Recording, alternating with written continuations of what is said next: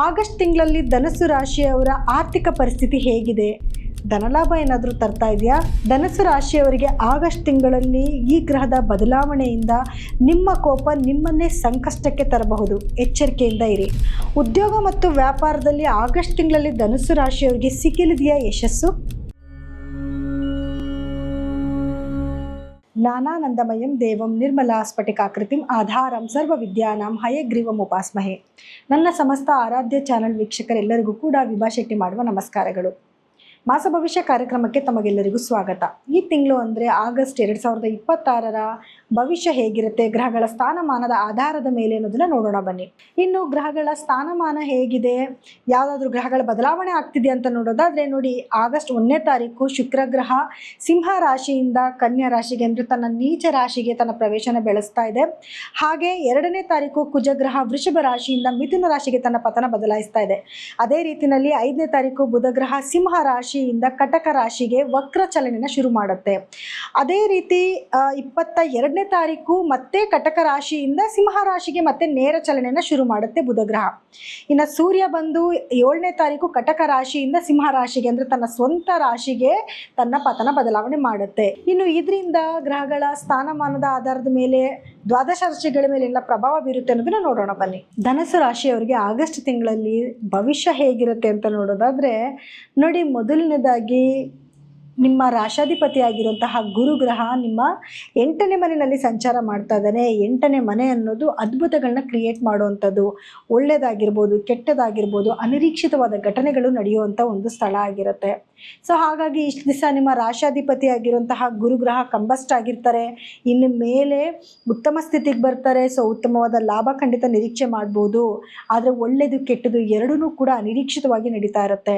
ಅಂದರೆ ಒಳ್ಳೆ ವಿಚಾರಗಳು ಅಂದಾಗ ಪಿತ್ರಾರ್ಜಿತ ಆಸ್ತಿ ಬರುವಂಥದ್ದಾಗಿರ್ಬೋದು, ಅಥವಾ ಅನಿರೀಕ್ಷಿತವಾಗಿ ನಿಮಗೆ ಹಣ ಯಾವುದಾದ್ರೂ ಮೂಲಗಳಿಂದ ಬರುವಂಥದ್ದಾಗಿರ್ಬೋದು. ಕೆಲವೊಬ್ಬರಿಗೆ ದುಡ್ಡನ್ನ ಕೇಳಿ ಕೇಳಿ ಸಾಕಾಗ್ಬಿಟ್ಟು ಅಯ್ಯೋ ಇದು ಬರಲ್ಲ ಬಿಡು ಅಂತ ಬಿಟ್ಟಿರೋ ಹಣ ಕೂಡ ನಿಮ್ಮ ಕೈ ಸೇರೋ ಸಾಧ್ಯತೆಗಳಿರುತ್ತೆ. ನೆಗೆಟಿವ್ ಏನಾಗ್ಬೋದು ಅಂತ ನೋಡಿದಾಗ ಆಕ್ಸಿಡೆಂಟ್ಗಳಾಗುವಂಥದ್ದು, ಅಥವಾ ಯಾವುದಾದ್ರೂ ಅಹಿತಕರ ವಿಚಾರಗಳನ್ನ ಕೇಳಿ ಮನಸ್ಸಿಗೆ ನೋವು ಆಗುವಂಥದ್ದಾಗಿರ್ಬೋದು.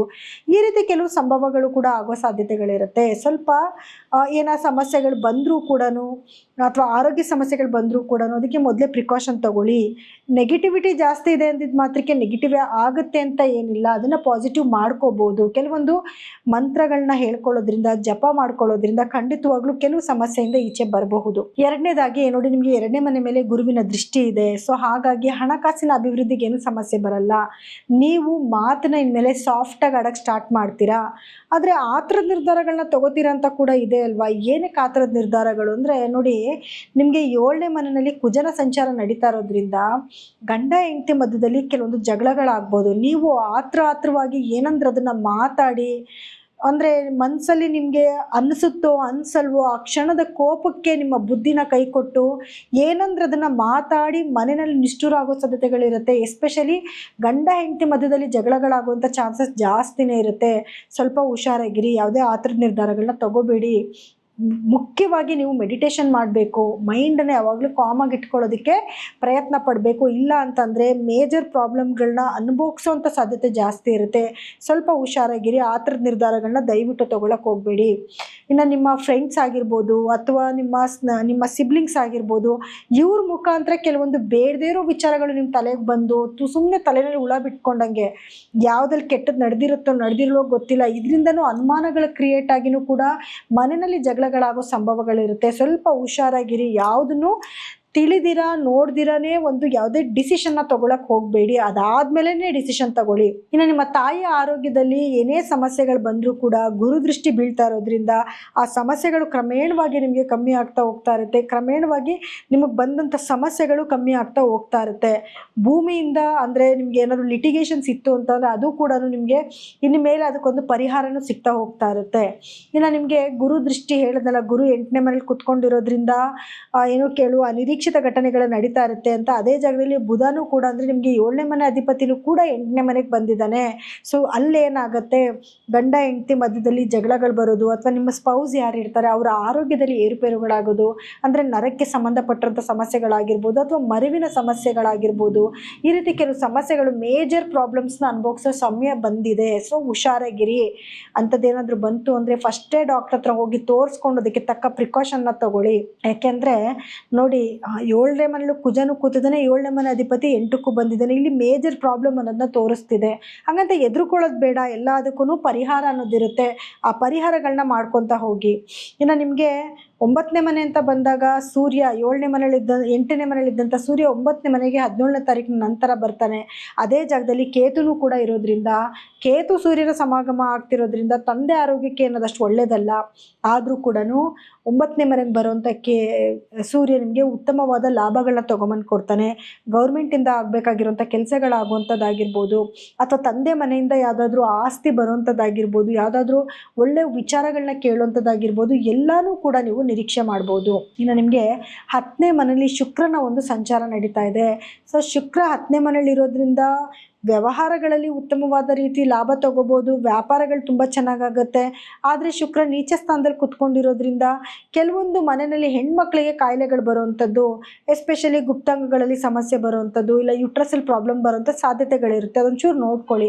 ಅದು ಬಿಟ್ಟರೆ ನಿಮಗೆ ಕೆಲಸದಲ್ಲಿ ಒಳ್ಳೆ ಉತ್ತಮವಾದ ಲಾಭಗಳು ಬರುವಂಥದ್ದಾಗಿರ್ಬೋದು, ಒಳ್ಳೊಳ್ಳೆ ಉದ್ಯೋಗ ಅವಕಾಶಗಳು ಬರುವಂಥದ್ದಾಗಿರ್ಬೋದು, ವ್ಯಾಪಾರದಲ್ಲಿ ಅಭಿವೃದ್ಧಿ ಆಗಿರ್ಬೋದು, ಎಲ್ಲನೂ ಕೂಡ ನೀವು ನಿರೀಕ್ಷೆ ಮಾಡ್ಬೋದು. ಗುರುವಿನ ದೃಷ್ಟಿ ನಿಮ್ಮ 12ನೇ ಮನೆಗೂ ಬೀಳ್ತಾ ಇರೋದ್ರಿಂದ ನೀವೇನಾದರೂ ಹೊರದೇಶಗಳಿಗೆ ಹೋಗಬೇಕು ಅಂತ ಏನಾದರೂ ಆಲೋಚನೆ ಮಾಡ್ಕೊಂಡಿದ್ರೆ ಒಳ್ಳೆ ಸಮಯ ಇದಾಗಿರುತ್ತೆ. ಸೊ ಹಾಗಾಗಿ ಎಜುಕೇಷನ್ ಪರ್ಪಸ್ಗಾಗಿರ್ಬೋದು, ಕೆಲಸಕ್ಕೋಸ್ಕರ ಆಗಿರ್ಬೋದು, ಅಥವಾ ಯಾವುದೋ ಒಂದು ಕಾರಣಕ್ಕೆ ನೀವೇ ವಿದೇಶಕ್ಕೆ ಪ್ರಯಾಣ ಮಾಡಬೇಕು ಅಂದರೆ ಒಳ್ಳೆ ಸಮಯ ಆಗಿರುತ್ತೆ. ಈ ಸಮಯದಲ್ಲಿ ಸ್ವಲ್ಪ ಪ್ರಯತ್ನ ಪಟ್ಟರು ಕೂಡ ನಿಮಗೆ ಹೋಗೋಕ್ಕೆ ಅವಕಾಶಗಳಾಗ್ಬಿಡುತ್ತೆ. ಇನ್ನು ನೀವು ಪರಿಹಾರವಾಗಿ ಏನು ಮಾಡ್ಕೋಬೇಕು ಅಂತ ನೋಡಿದಾಗ, ಮೊದಲನೇದಾಗಿ ಗುರುಗಳ ಆರಾಧನೆ ಜಾಸ್ತಿ ಮಾಡಿ, ಗುರುಗಳ ದೇವಸ್ಥಾನಕ್ಕೆ ಹೋಗಿ ಕಡಲೆಕಾಳನ್ನ ಗುರುವಾರದ ದಿವಸ ಡೊನೇಟ್ ಮಾಡಿ. ಅಂದರೆ ನಿರ್ಗತಿಕರಿಗೆ, ಅವಶ್ಯಕತೆ ಇರುವಂಥವ್ರಿಗೆ, ನೀಡ್ಫುಲ್ ಪೀಪಲ್ಗೆ ಕೊಡೋವಂಥದ್ದಾಗಿರ್ಬೋದು. ಅಥವಾ ಎರಡನೇದು ಕುಜನ ಆರಾಧನೆ ಜಾಸ್ತಿ ಮಾಡಬೇಕಾಗತ್ತೆ. ಅಂದರೆ ಪ್ರತಿ ದಿನಾನೂ ಕೂಡ ಕುಜ ಗಾಯತ್ರಿ ಮಂತ್ರನ ಪಠನೆ ಮಾಡ್ಕೊಳ್ಳುವಂಥದ್ದು, ಮಂಗಳವಾರದ ದಿವಸ ತೊಗರಿಬೇಳೆನ ದಾನ ಮಾಡುವಂಥದ್ದು, ನೀಡ್ಫುಲ್ ಪೀಪಲ್ಗೆ ಕೊಡಿ. ಪ್ರತಿದಿನ ವಿಷ್ಣು ಸಹಸ್ರನಾಮ ಕೇಳಿ, ಹೆಸರು ಕಾಳನ್ನ ಬುಧವಾರದ ದಿವಸ ಡೊನೇಟ್ ಮಾಡಿ. ಈ ದಾನ ಧರ್ಮ ಮತ್ತು ಜಪ ತಪಗಳೇ ನಿಮ್ಮ ಜೀವನದಲ್ಲಿ ಬರುವಂಥ ಸಂಕಷ್ಟಗಳನ್ನ ದೂರ ಮಾಡುತ್ತೆ. ಇನ್ನು ಶನಿ ದೃಷ್ಟಿ ಕೂಡ ನಿಮಗೆ ಲಗ್ನದ ಮೇಲೆ ಬೀಳ್ತಾ ಇರೋದ್ರಿಂದ ಪ್ರತಿ ಶನಿವಾರದ ದಿವಸ ಅಭ್ಯಂಜನ ಸ್ನಾನ ಮಾಡ್ಕೊಳ್ಳಿ, ತಲೆಗೆ ಎಣ್ಣೆ ಹಚ್ಕೊಂಡು ಸ್ನಾನ ಮಾಡ್ಕೊಳ್ಳಿ. ನಿಮಗಿರುವಂಥ ಲೇಜಿನೆಸ್ ಆಗಿರ್ಬೋದು, ಅಥವಾ ಏನೋ ಮಂದತ್ವ, ಅಯ್ಯೋ ಮಾಡೋಣ ಬಿಡು, ಅಯ್ಯೋ ನಾಳೆ ಮಾಡೋಣ ಬಿಡು ಅನ್ನೋಂಥ ಲೇಜಿನೆಸ್ ಎಲ್ಲ ನಿಮ್ಮಿಂದ ದೂರ ಆಗುತ್ತೆ. ನೋಡಿ, ಇಲ್ಲಿವರೆಗೂ ಹೇಳಿರುವಂತಹ ಫಲಾನುಫಲಗಳು ಗ್ರಹಗಳ ಸ್ಥಾನಮಾನದ ಆಧಾರದ ಮೇಲೆ ಆಗಿರುತ್ತೆ. ಆದರೆ ನಿಮ್ಮ ವೈಯಕ್ತಿಕ ಜಾತಕನ ತೋರಿಸ್ಕೊಳ್ಳೋದು ಬಹಳ ಮುಖ್ಯ ಆಗಿರುತ್ತೆ. ಯಾಕೆಂದರೆ ನಿಮಗೆ ನಡೀತಿರುವಂತಹ ದಶಾ ಭುಕ್ತಿ ಆಗಿರ್ಬೋದು, ಅಥವಾ ಗ್ರಹಗಳ ಸ್ಥಾನಮಾನ ಆಗಿರ್ಬೋದು, ಅದಕ್ಕೆ ತಕ್ಕ ಪರಿಹಾರಗಳನ್ನ ಮಾಡ್ಕೊಳ್ಳೋದ್ರಿಂದ ನಿಮ್ಮ ಜೀವನದಲ್ಲಿ ಏಳಿಗೆ ಮತ್ತು ಒಳಿತನ್ನ ಖಂಡಿತ ನೀವು ನಿರೀಕ್ಷೆ ಮಾಡ್ಬೋದು. ಸೊ ನಮ್ಮಲ್ಲಿ ಏನಾದರೂ ನೀವು ನಿಮ್ಮ ಜಾತಕನ ತೋರಿಸ್ಕೊಬೇಕು ಅಂತಂದರೆ ಸ್ಕ್ರೋಲ್ ಆಗ್ತಿರೋಂಥ ನಂಬರ್ಗೆ ನೀವು ಕರೆ ಮಾಡಿ ನಿಮ್ಮ ಜಾತಕನ ಪರಿಶೀಲನೆ ಮಾಡಿಸ್ಕೋಬೋದು. ಸೊ ಇಷ್ಟೊತ್ತವರೆಗೂ ಕೂಡ ನಮ್ಮ ರಾಶಿ ಭವಿಷ್ಯನ ಕೇಳಿದ್ದಕ್ಕಾಗಿ ಪ್ರತಿಯೊಬ್ಬರಿಗೂ ಕೂಡ ಧನ್ಯವಾದಗಳು.